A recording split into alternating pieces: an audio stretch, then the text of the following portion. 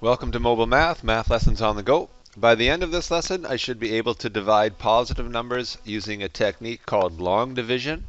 And again, I'll be doing this without the use of a calculator.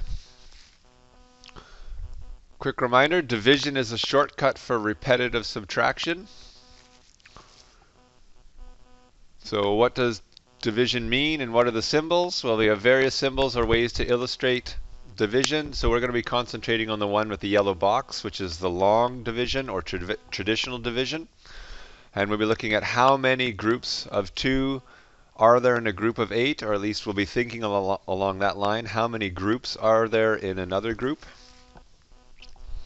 So I'll be upfront about this. Long division can be a very efficient way to divide numbers, but it requires strong multiplication facts and follows a pattern approach that doesn't follow accurate mathematical language.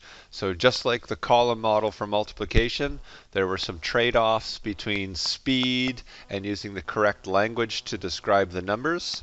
So we'll try and keep an eye on that, and I'll try and use both the group subtraction model and long division side by side so you can see where the numbers actually come from.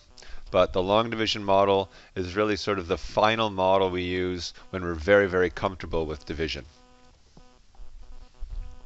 So find the quotient or answer for the following. 52 divided by 4. So how many 4s are there in 52? If I use my group subtraction model, I know that the 10 groups of 4 is 40. If I subtract those, I have 12 left over. That's 3 more groups of 4 that I could subtract. So I would have a total of 13 groups of 4 fit inside 52. Now the long division model, and I'm going to try and describe this as most regular people on the street and friends and family will describe this, and we'll try and match up what's actually happening. So here's how it sounds. How many 4s go into a 5? Well, 1 4 will fit into a 5, and I will write that 1 right above. So you'll notice I've created a column of numbers here. I haven't mentioned anything about tens, and that's where the language gets a little bit tricky here.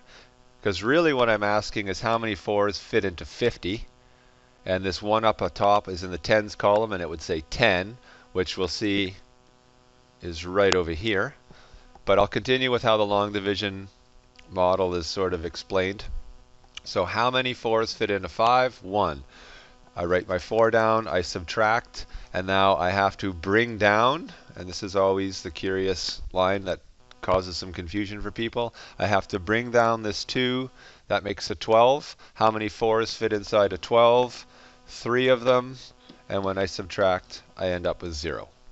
So you can see how the language and what's actually happening can be a little confusing, but we'll try a couple more and see if we can iron it out. So find the quotient or answer for the following. 128 divided by 8. So I'm going to do this quickly with group subtraction. So I'm going to use my friendly numbers. I know I have 10 groups of 8 is 80. That leaves me with 48 left over. I'm going to take away 5 more groups. That leaves me with 8. And then I could take away 1 more group. That leaves me with no groups left over. And I have a final answer of 16. Long division. Okay, and again, I'll slow down as we try and explain this. How many groups of 8 fit inside a 1? Well, no groups of 8 will fit inside a 1, so I can't do that part. So I move over 1 more number. So now I'm investigating this part here. How many groups of 8 fit inside a 12? And we know at least 1 group will fit inside a 12. And so I'm going to mark that 1 down. But notice I've moved over a column. I'm not starting in the first position. I'm in the second position, or the tens position.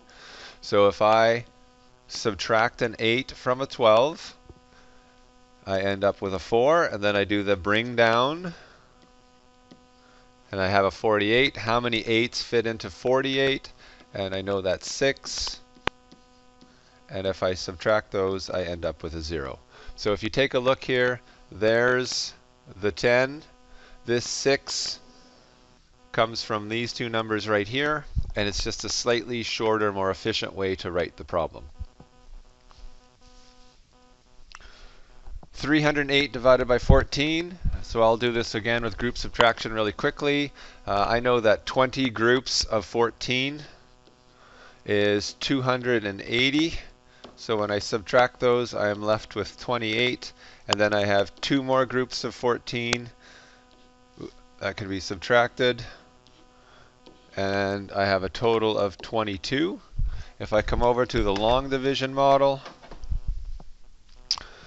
here we go. 14 won't fit into a 3, so that's not enough. So I move over and I look at the 30. How many 14s fit into 30? Two of them. Notice I'm writing right above the 0. So if I subtract two groups of 14 from 30, I end up with a 28. And so 30 minus 28 is 2. I bring down the 8. And now I have to figure out how many 14s fit into 28. Well, another 2. And when I subtract those, I end up with 0. And you'll notice, hey, there's the same numbers showing up again. A 20 and a 2, or 22 as my total answer. Okay, let's try something really large here. 1,984 divided by 124. We did this previously with group subtraction, so I'll do that fairly quickly. I know 10 groups will fit inside 1,984, so 4, 4, 7. I know 5 more groups will. 620. And then one more group. And I have none left over, and my total is 16. So now if we look at it from a long division standpoint, 124 won't fit into a 1, won't fit into a 19, but it will fit into 198, and I will have one group of 124 will fit into 198. So when I subtract those, there we are. And then I have to do my bring down of the next number. So I end up with 744, and you'll notice, there it is. So now I have to figure out how many 124s fit into 744. In this case, it's 6. And I end up with 0 left over. So you can see it's a little bit shorter, but you really have to have strong multiplication facts to do these. So long division relies on the problem solver to have some very strong multiplication facts. So for example, if you look at these three here, how many 8s fit inside 56? Well, if I look at how many 8s fit inside 5, it doesn't, so I have to move to my next number. And how many 8s fit inside 56? Well, it's 7. But there's no fast way to do that other than know your facts. So that's one of the drawbacks of long division. You can't do this without knowing some multiplication facts. Same thing with this one. How many 12s fit inside a 9? They don't. How many 12s fit inside a 96? Well, I would have to know that there are 8 12s that fit inside a 96. And again, the last one, how many 22s fit inside 1? They don't. How many 22s fit inside 11? They don't. How many 22s fit inside 110? 5 of them. So you may find the group subtraction model a little bit easier to work with when you're first starting out. As your multiplication facts get stronger, then you might move to the long division model. The long division model will be really helpful when we look into decimals, but we're not quite there yet. So if you could pause the video and try the following. Find the quotient for the following, and if you could hit pause now, please. Okay, welcome back. So I'm going to do this with a long division one. So I look at how many 9s fit inside 6. They don't. How many 9s fit inside 63? 7 of them. And I go straight to my answer. How many 14s fit inside 168? Well, 14 doesn't fit inside a 1, but it does fit inside a 16. So I could have one group of 14. I'll write that down, subtract. I have a 2 left over. I bring down the 8. How many 14s fit inside a 28? 2 of them.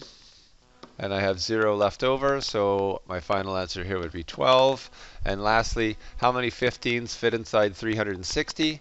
Well, 15 doesn't fit inside 3. It does fit inside 36, and it will do that twice. And when I subtract that, I have a 6 as a result. I bring down the 0. How many 15s fit inside 60? 4 of them. And I end up with a final answer of 24. Thank you for watching. Please watch again and pause where you may have had difficulties, and good luck in your future math problems.